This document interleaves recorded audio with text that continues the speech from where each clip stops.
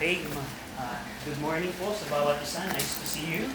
Brother William is distributing the study notes. So, kung kayo ay couple, siguro mag-share na lang po dahil kulang yung aking na-print. But we are in the book of Zechariah, and we know that the book of Zechariah, ang tema po ng book of Zechariah is the Lord is jealous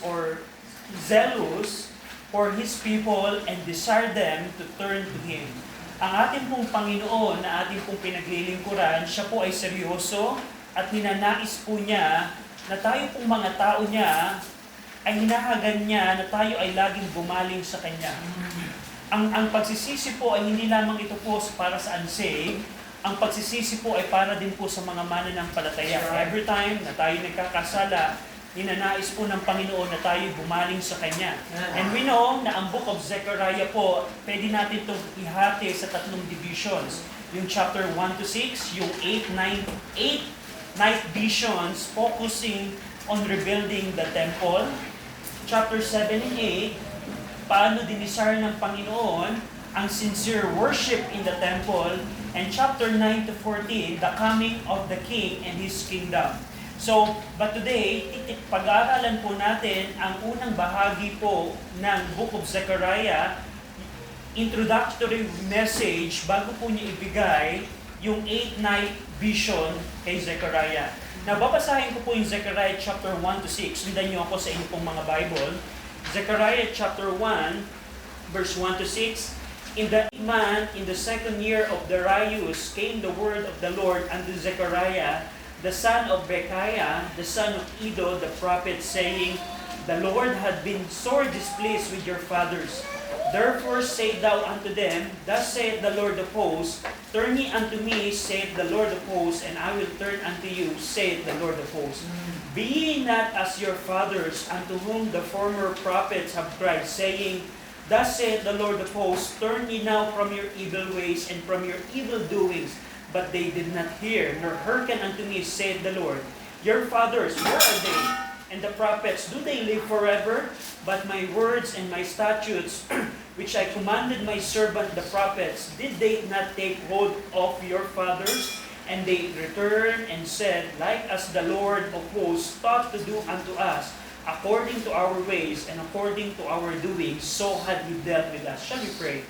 Ama namin Diyos na makapangyarihan sa lahat na nasa langit, kami Panginoon, ay lumalapit po sa inyo, humingi po ng tulong, nabigyan niyo kami ng kaunawaan ng Book of Zechariah, especially in Zechariah chapter 1. We pray na properly namin maunawaan ang interpretation po ng inyong pong salita so that we can properly apply the truths of Book of Zechariah in our lives. We pray that the Holy Spirit will bring conviction and enlightenment to us. And I pray na kung sa aming kaligitnaan ay meron pong hindi ligtas, I pray na dumating po nawa sila sa saving knowledge ng aming pong Panginoong Kristo. Habagay niyo kami, kaawaan, in Jesus Christ we pray. Amen. Now, ang Book of Zechariah po, dito po, ito pong binasa nating mga talata, ito po ay ibinigay ng Diyos in 520 BC. In 520 BC. Right after, during their construction po ng templo. I want you to remember na in Haggai chapter 1:15, nag-respond po ang mga Hudyo sa message po ni Haggai na i-build ang templo. At this point of time, the Jews are already into the construction. Meaning, it seems to us na sila ay sumusunod na sa Panginoon. Sila ay bumalik na sa Panginoon. But 2 months into the construction, the Lord revealed something to Zechariah. And iyon po ang ating pong pag-aaralan today. At dito, sa ating pong pag-aaralan, dito makikita natin that the Lord reminds the returned exile of His displeasure with their fathers and His judgment upon them because they did not heed His word and ordinances. Now, He commands the Jews not to follow the example of their fathers, but instead to turn to Him. And as a promise, the Lord promises that if they return to Him, He will likewise return to them. So ito pong pag-aaralan natin, chapter 1, 1 to 6, ipinakita po ni Jehovah sa mga Hudyong nagtatrabaho kung paano siya nagkaroon ng galit sa kanilang mga ninuno. Kaya po nila naranasan yung Babylonian exile, kaya po nila naranasan ang destruction ng buong Jerusalem because the wrath of God is upon their fathers. At now, in the next generation, Zechariah and the Lord is challenging these Jews, I want you to return unto me. Turn ye unto me. At dito, titingnan natin kung paano sila babalik sa Panginoon. Likewise, ang pangako ng Panginoon, I will turn unto you.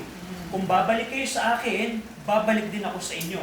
Now, tingnan natin ang Zechariah 1:1. So, in the 8th month, in the 2nd year of Darius, came the word of the Lord unto Zechariah, the son of Berechiah, the son of Iddo, the prophet, saying. So, dito po, on the 24th day of the 6th month, tandaan po natin, during the 24th day of the 6th month, on the 2nd year of Darius, if we check Haggai chapter 1:15, they started the construction. In the 6th month, they started the construction. But dito, sa timing po ni Zechariah, it is in the 8th month. So they are now into 2 months construction. So, 2 months na silang sumunod sa Panginoon based sa message ni Haggai. At dito, nagbigay ang Panginoon ng message through Zechariah. While the returned Jews had already responded to Haggai's call to rebuild, and were now engaged into the construction of the temple, the Lord called them to turn back to Him. So it indicates that even though their action shows the obedience to the Lord, it reveals that their heart are still far from the Lord. So dito sa message ni Zechariah, yes, nagtatrabaho na sila ng construction ng templo, parang sumusunod na sila sa Panginoon, parang malapit na sila sa Panginoon, but this message reveals that their obedience doesn't reflect what's their heart. Na malayo pa rin ang puso nila sa Panginoon. That's why the Lord calls them, turn ye unto me. Turn ye unto me. At dito, the prophet was identified as the son of Berechiah, the son of Iddo. We know the name Zechariah means Jehovah remembers. The name Berechiah means Jehovah blesses. And the name Iddo means His witness. His witness. And dito sa passage na binasa natin, the praise came the word of the Lord shows that His words, which is forever settled in heaven, was revealed to mankind. Hindi ba kayo nagagalak that the word of God was revealed to mankind? Kung ang salita ng Diyos ay hindi ipinahiwatig ng Diyos sa atin, we will live in the dark word of sin. That's right. But the blessing is the Lord revealed His word. At the same na nangyari kay Zechariah, came the word of the Lord. Right now, we have the complete word of God. Amen. In our Bible. It was revealed, the word of God was revealed during the time of Zechariah, and the word of the Lord was needed during the time of Zechariah. Then the Bible also is necessary our time. Amen. Kung kinakailangan nung panahon ni Zechariah ang salita ng Diyos, hanggang sa ngayon, kailangan natin ang salita ng Panginoon. That's right. Kailangan natin ang katotohanan ng salita ng Panginoon. Alam niyo ba, bilang New Testament believers, we have the opportunity to find the truth in the Word of God. Amen. Right now, if you are saved, if you have the King James Bible, you have the Word of truth. Yeah. If you have the King James Bible, you have the Word of truth. And if you are saved, you have the Spirit of truth. Amen. Kung ikaw ay ligtas, meron ka ding spirito ng katotohanan. And if you are a member of a local church na hindi pa nag-a-apostate, if you are a member of a local church, you are in the place of truth. Lord. Amen. So if you have the King James Bible, if you are saved, and if you are in the local church, you have the Spirit of truth, you have the Word of truth, and you are in the place of truth. Amen. You can find the Word of God. Amen. You can find the truth. And that's what we need in our times. That's right. That's what's the message, that's the word that Zechariah and the returned Jews needed, and the same thing with our time. So, in Zechariah 1:2, the Lord had been sore displeased with your father. This is the word of God that came to Zechariah. Ito pong verse 2 na ating binasa, the recipient of this message, it prophet Zechariah himself. So the Lord is talking to Zechariah, Zechariah, the Lord had been sore displeased with your fathers. So dito, pinaalalahanan ni Jehovah si Zechariah of His displeasure, sore displeasure. Ano yung ibig sabihin nun? Hindi lang displeasure, kundi sore or severe displeasure with their fathers. Ito pong sore displeasure nito, this refer to His severe displeasure or divine wrath that resulted in the destruction of Jerusalem and their captivity in 586 BC. Kung titingnan ninyo po ang nangyari sa bansang Israel, ito po ay nagpapakita ng sore displeasure ng Panginoon sa bansang Israel. Just imagine, ang buong syudad ay nasunog, ang mga Hudyo na piniling bayan ng Panginoon ay alipin ng ibang bansa. Yun po ang galit ng Panginoon sa mga Hudyo. At dito, si Prophet Jeremiah testify of the Lord's divine wrath against them. Go over in Lamentations 2. Ipitin niyo lang ang inyong Bible sa Zechariah. We're going back to that. But open your Bible in Lamentation. Bahagi po ito ng major prophets. Isaiah, Jeremiah, Lamentation. In Lamentations 2, Prophet Jeremiah testifies the sore displeasure of Jehovah against them. Tingnan niyo po ang Lamentations 2, verse 3 to 5. Lamentations 2, verse 3 to 5. He had cut off His fierce anger, all the horns of Israel. He had thrown back His right hand from before the enemy, and He burned against Jacob like a flaming fire, which devoureth round about. He had bent His bow like an enemy. He stood with His right hand as an adversary, and slew all that were pleasant to the eye in the tabernacle of the daughter of Zion. He poured out His fury like fire. The Lord was an enemy. He had swallowed up Israel. He had swallowed up all her palaces.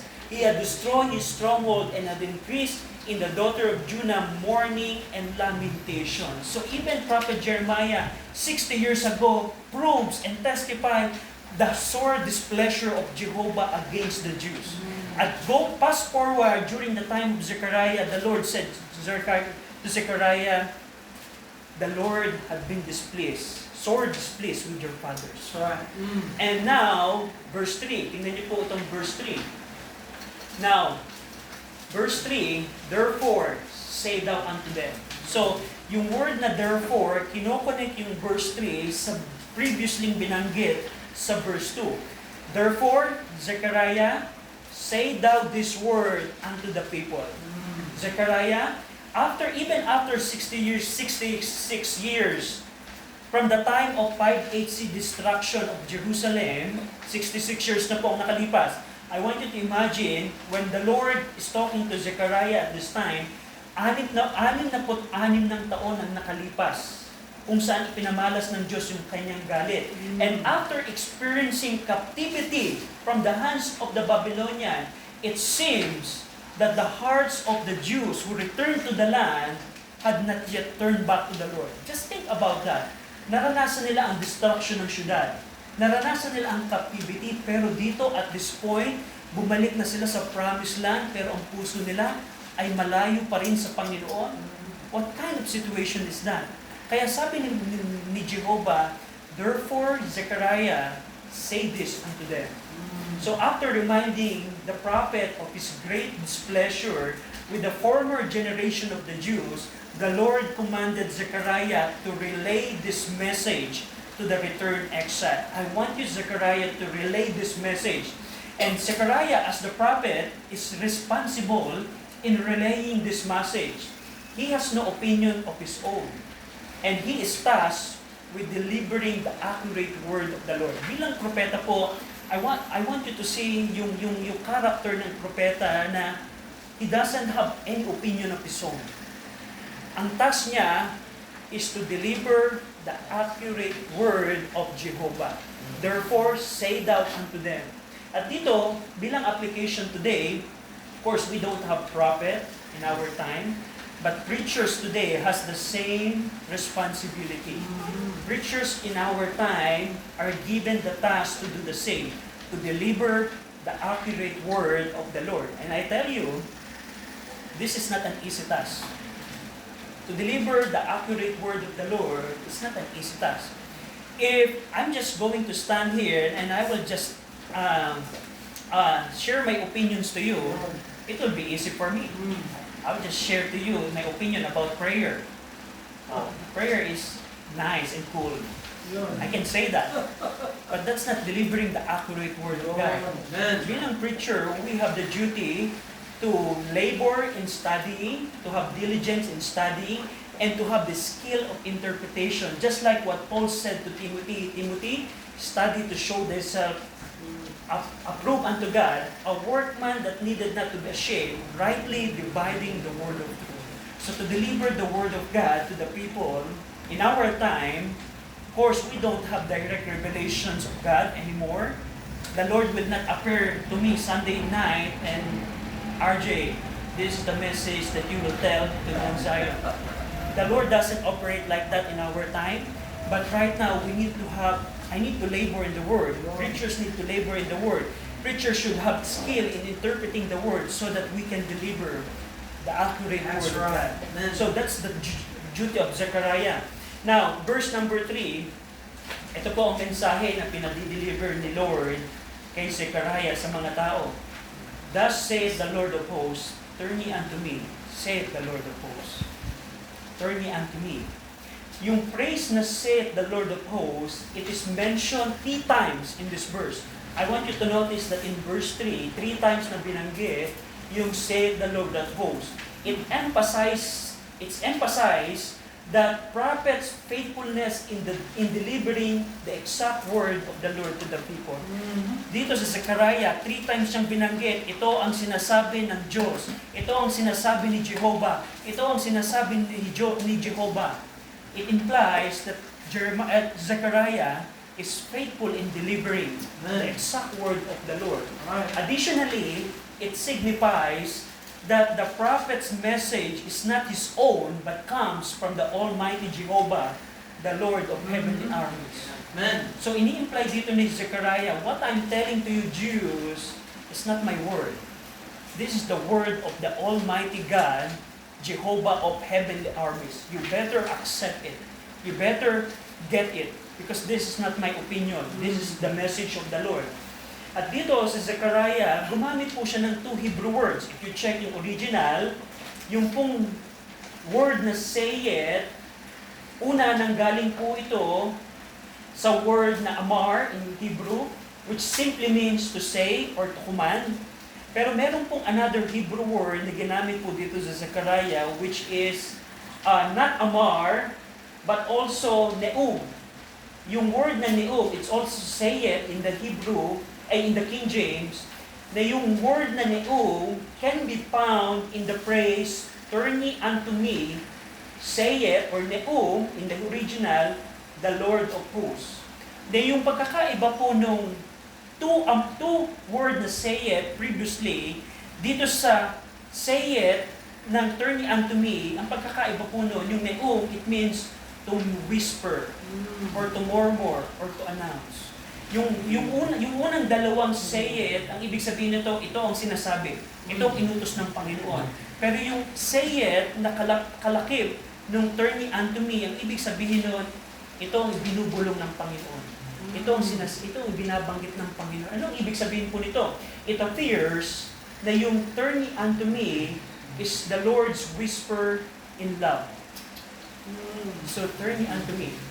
So hindi ito yung parang, mga Hudyo, bumalik kayo sa Panginoon. Itong sabi ng Panginoon. No.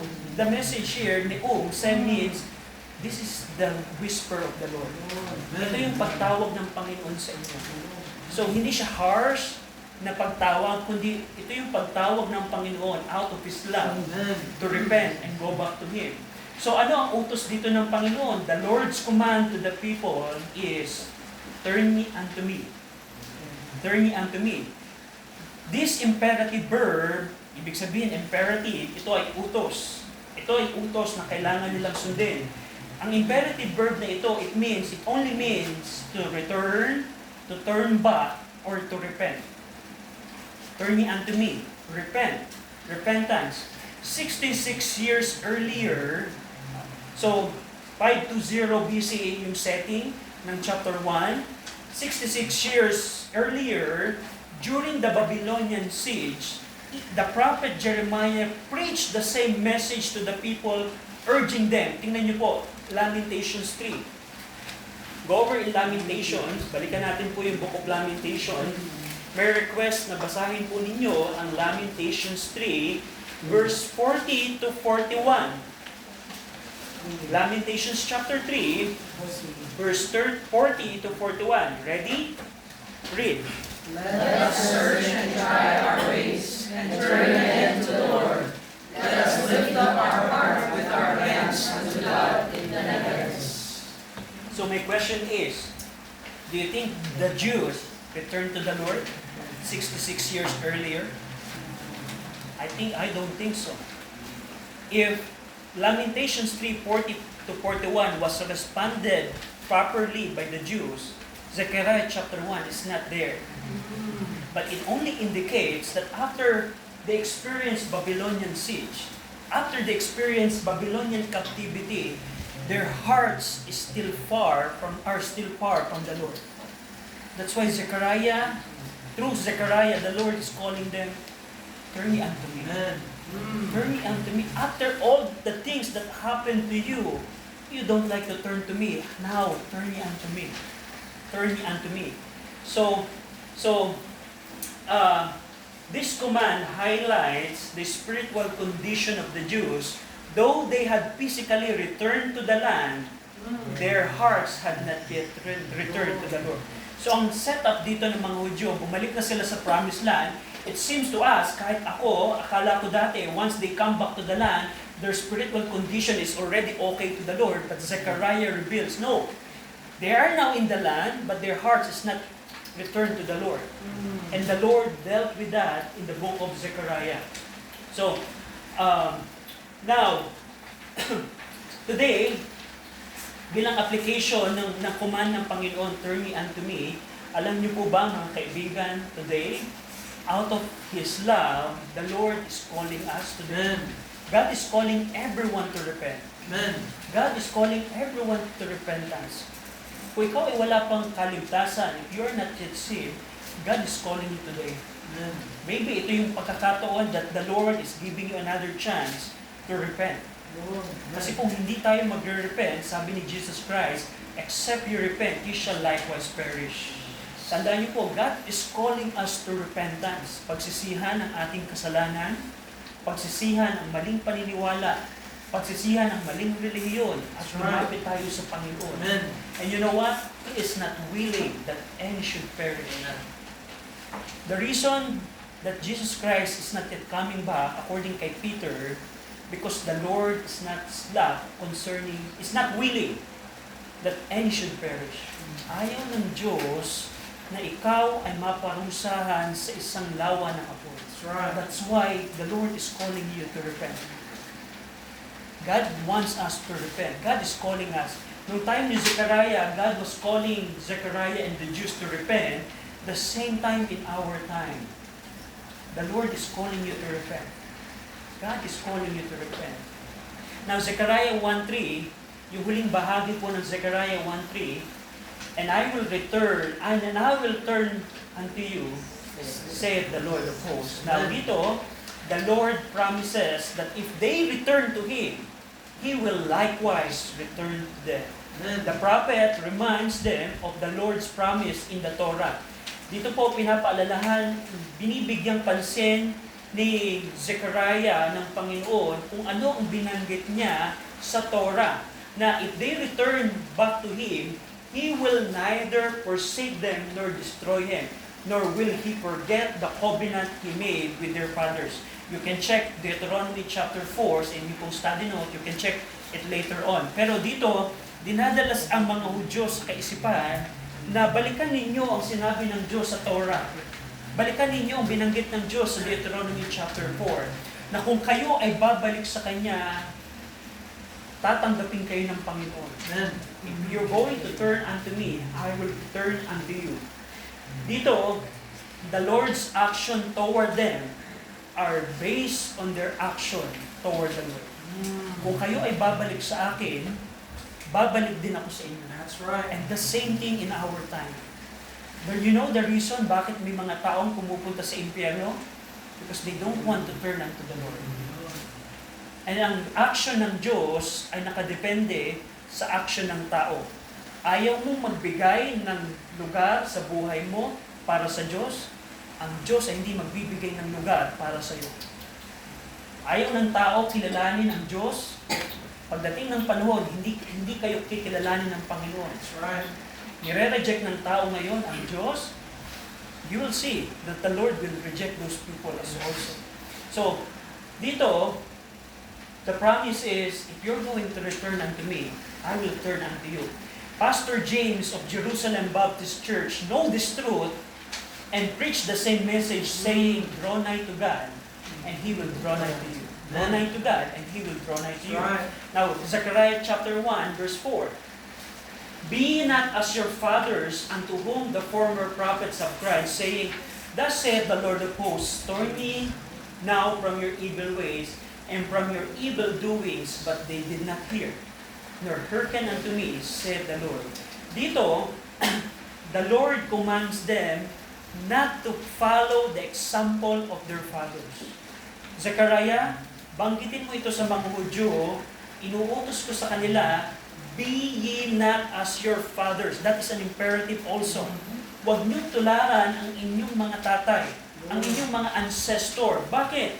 Because when I sent prophets to them to bring them to repentance, they did not hearken. Hindi sila nakinig.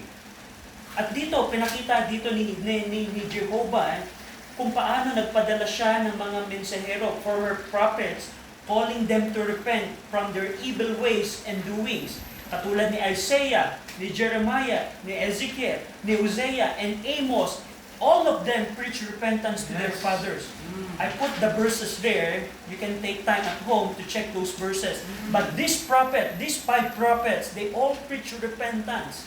Pero according sa account natin, fast forward ng 520 BC, sabi ng Panginoon, hindi sila nakinig.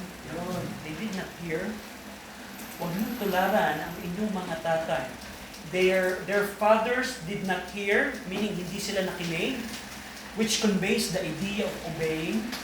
Yung mga ancestor ng mga Hudyo ito, hindi sila maalam makinig. Hindi sila marunong sumunod.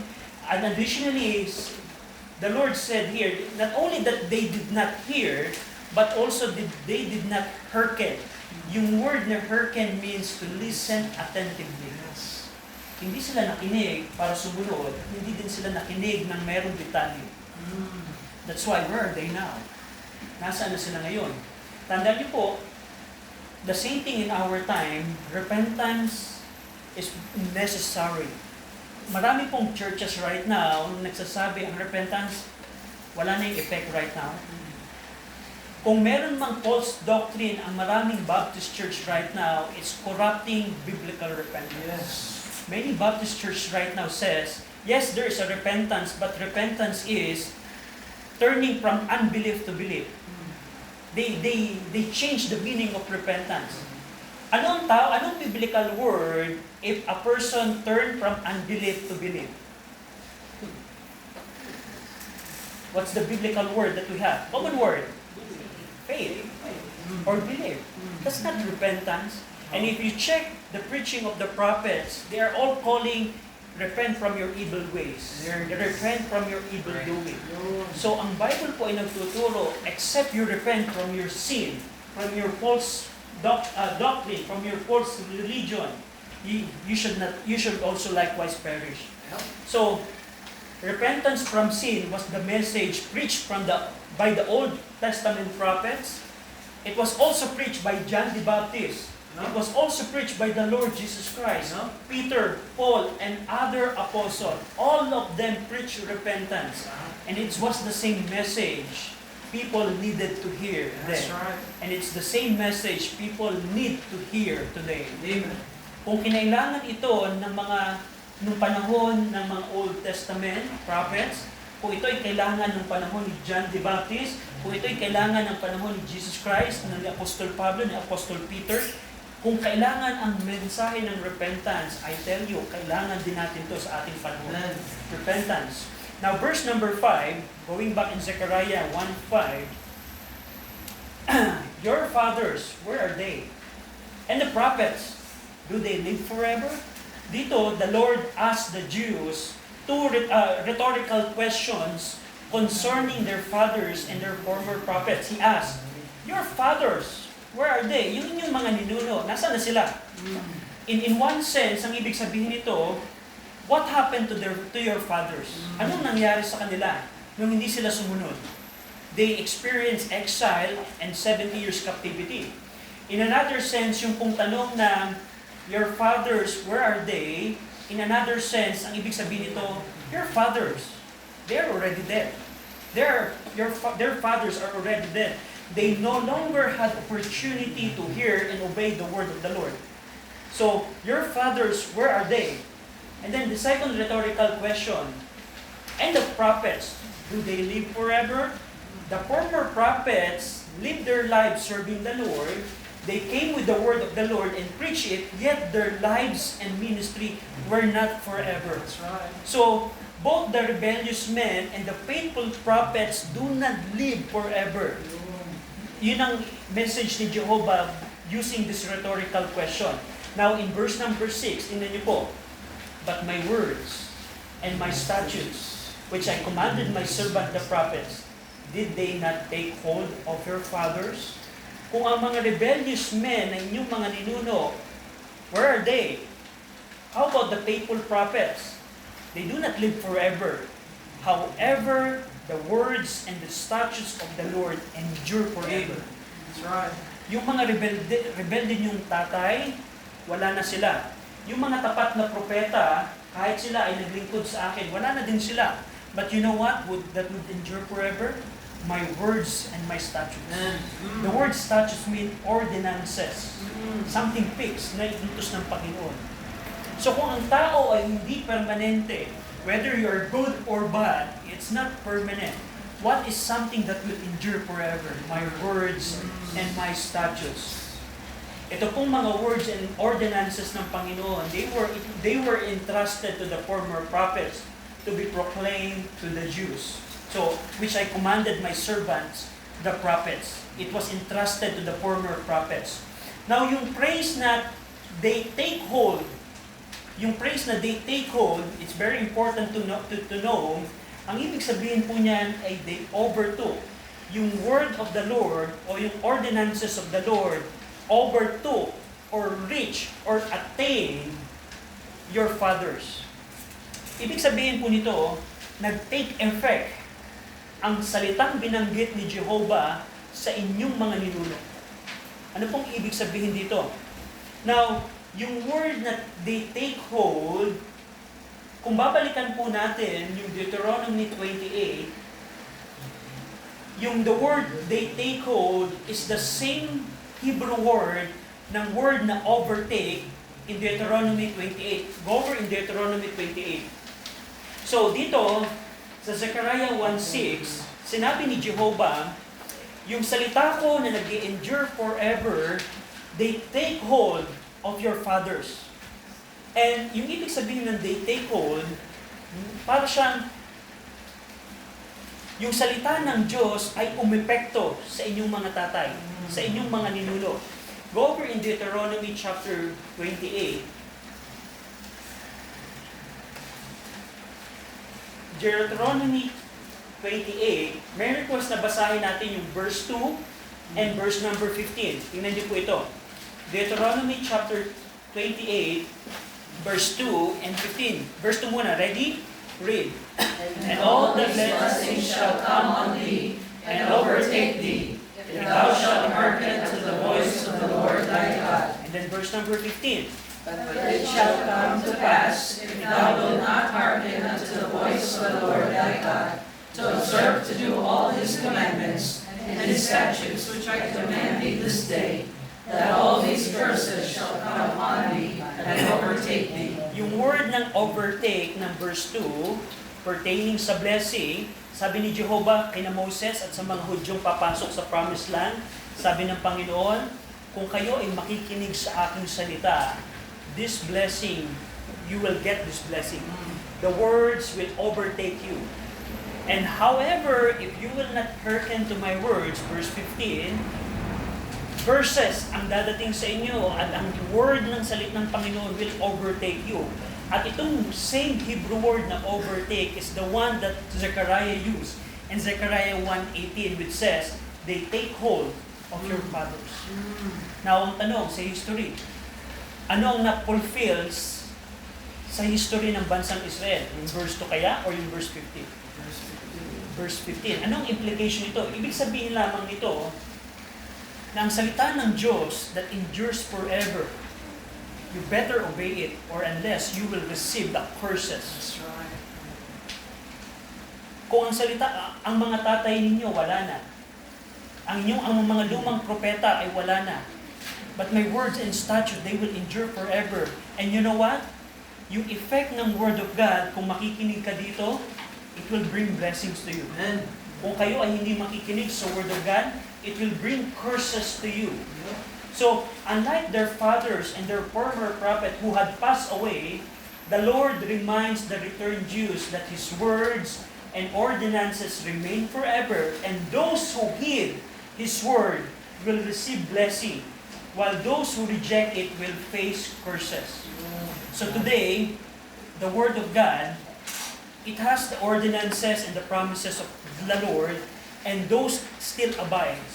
Probably after 80 years or after 60 years, all of us will not be here anymore. Yeah. You know what? What will endure Amen. after 60 years? The word of God. Amen. Do you know what? What will endure after 60 years? The promise of the Lord. Amen. If you obey and hear the word of God, blessing will come. It was the message of the Lord in Deuteronomy 28 before they entered the promised land, and it's the same message up to this day in our dispensation, That's right. in our time. If ang isang Kristiyano ay susunod at makikinig sa word of God, blessing will come. Amen. If ang isang Kristiyano ay hindi makikinig sa Word of God at hindi susunod ang salita ng Panginoon, you know what? Curse will come. That's right. Yung pong ibig sabihin, they take hold or overtake the Word of God. And huling bahagi po ng verse 6, and they returned and said, like as the Lord of hosts thought to do us, or meaning devise or purpose to do us according to our ways and according to our doings, so had He dealt with us. Their exiled ancestor came to the realization that just as the Lord of hosts thought to do or devise according to their ways and deeds, so He dealt with them. So ibig sabihin nito, this means that the Lord's intention and expectation were clear and unchanging based on what He said in Deuteronomy 28. Their father's action determined how the Lord will respond to them. That's right. The Lord means what He says. Amen. Pag sinabi ng Diyos, pag ginawa mo isang bagay na ito, ito ang mangyayari sa iyo, tunay na mangyayari yun. Pag sinabi ng Diyos na kung sasaliksikin mo at uunahin mo ang kaharian niya, ang Diyos at ang kanyang kaharian, idadagdag niya lamang ang ating mga pangangailangan. Do you think it is in effect today? Yes. Yes, of course. Pag sinabi ng Panginoon na kung kailangan mong maging tapat sa church, in effect pa rin ba ito sa atin? That's right. The same thing sa ating panahon. So ang gusto ko pong bigyan ninyo ng isipan na yung salita ng Diyos na nasulat, na-revealed at nasulat years ago is still in effect right now. Yes. Pwede ko bang itry? Halimbawa, kung ito ang Word of God, bato.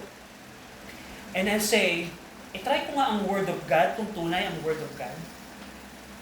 Kung ako ay uumpog sa batong ito, kaya ko bang durugin ang batong ito? Or ako lang ang masasaktan? Ako lang masasaktan. Just like how we handle the Scripture. If you put doubt sa Word of God, ano kaya ang sinabi ng Word of God? Itry ko nga huwag sundin. It's just like bungguin ang pader na ito, sinong masasaktan at sinong madudurog? Ang pader ba na ito? Or just we us? Just like what Zechariah is telling their Jews. Your fathers, where are they? Yeah. Hindi ba umepekto yung sinabi ko noong Deuteronomy 28? Hindi ba ako totoo sa aking sa aking mga salitang binanggit? Pag sinabi kong kung kayo ay makikinig, blessing will come. Kung sinabi kong kung hindi kayo makikinig, curses will come. The Lord means what He says. Amen. The same thing in our time. The Lord means what He says in this book.